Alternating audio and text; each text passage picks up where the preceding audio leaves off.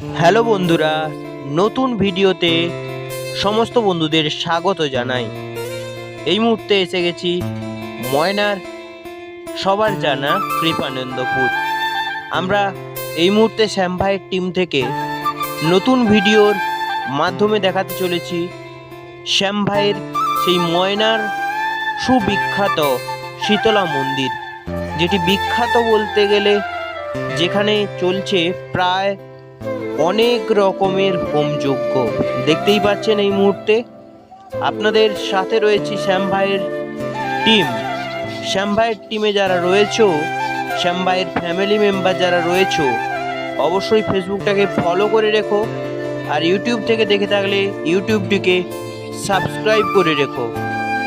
আর নতুন নতুন ভিডিও কিন্তু আসবে এবার কন্টিনিউ।